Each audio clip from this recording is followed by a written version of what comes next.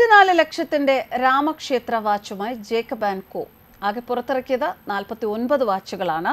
ഇതിൽ 35 എണ്ണവും വിറ്റുപോയി.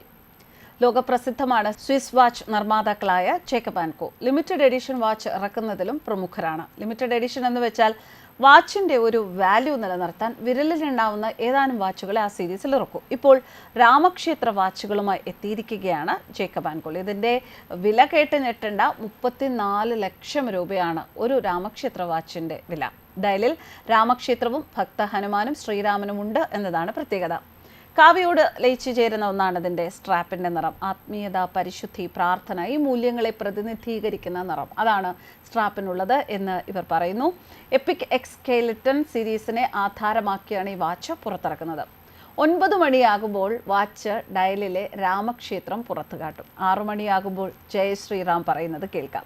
ശ്രീരാമനെയും ഹനുമാനെയും വ്യക്തതയോടെ ഡയലിൽ കാണിച്ചിരിക്കുന്നു. ആകെ 49 വാച്ചുകളെ നിർമ്മിച്ച് പുറത്തിറക്കിയിട്ടുള്ളൂ.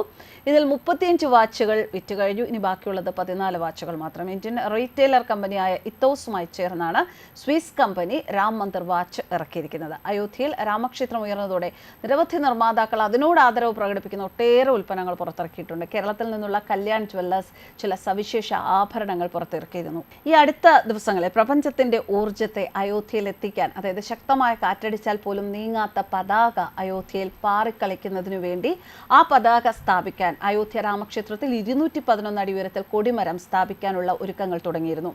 അഹമ്മദാബാദിൽ നിന്ന് പ്രത്യേക സ്തംഭം എത്തിച്ചിരുന്നു. ശക്തമായ കാറ്റിലും പതാക നീങ്ങാതിരിക്കാൻ എഞ്ചിനീയർമാർ പ്രത്യേക രീതികളും അവലംബിച്ചിരുന്നു.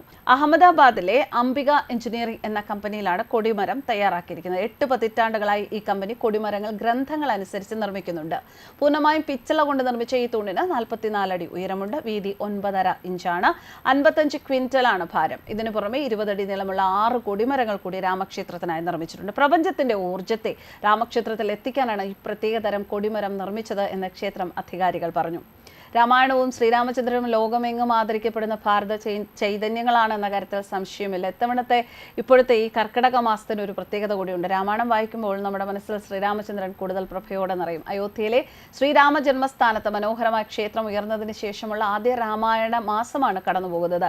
രാമായണശീലികൾ നാവിന് വഴങ്ങുമ്പോൾ ആ പുണ്യസ്ഥാനത്തെ ക്ഷേത്രത്തിന് മുന്നിൽ കൈകൂപ്പുന്നതായി കൂടി നമ്മുടെ മനസ്സിൽ കാണാം. ഒരു ജനതയുടെ അഭിമാന പുനഃസ്ഥാപനത്തിന്റെ പ്രതീകമാണത്. സൂര്യവംശ രാജാവായ ശ്രീരാമന്റെ ജീവിതകഥയാണ് രാമായണത്തിന്റെ ഇതിവൃത്തം. ത്രേതായുഗത്തിൽ ഭാരതത്തിലുണ്ടായിരുന്ന ജനസമൂഹത്തെ രാമായണത്തിലൂടെ വാത്മീകി അവതരിപ്പിച്ചു. അന്നത്തെ ജനങ്ങളുടെ ജീവിത രീതി, സ്വഭാവം, ആചാര്യ മര്യാദകൾ തുടങ്ങിയെല്ലാം രാമായണത്തിൽ നിന്ന് മനസ്സിലാക്കാം. ആ രാമായണത്തെ ഉൾക്കൊള്ളുന്ന രാമനും രാമക്ഷേത്രവും ഒക്കെ നമ്മുടെ നാട്ടിലേക്ക് തിരിച്ചു വരുമ്പോൾ ആ രാമക്ഷേത്രത്തിനോടുള്ള ആദരവ് പ്രകടിപ്പിച്ച് ഇത്തരത്തിൽ നല്ല നല്ല ഉൽപ്പന്നങ്ങൾ ഉണ്ടാക്കുന്ന നിർമ്മാതാക്കളും രാമനെ ആദരിക്കുകയാണ്. രാമക്ഷേത്രത്തിലൂടെ അവരുടെ ബിസിനസ് വളരുന്നതിനുള്ള ശ്രമം തന്നെയാണ് നടത്തുന്നത്. എന്തായാലും രാമക്ഷേത്ര വാച്ച് സ്വന്തമാക്കണമെന്ന ആഗ്രഹത്തിലാണ് ഇപ്പോൾ ഒട്ടേറെ രാമഭക്തരും. ന്യൂസ് ഡെസ്ക് കർമ്മ.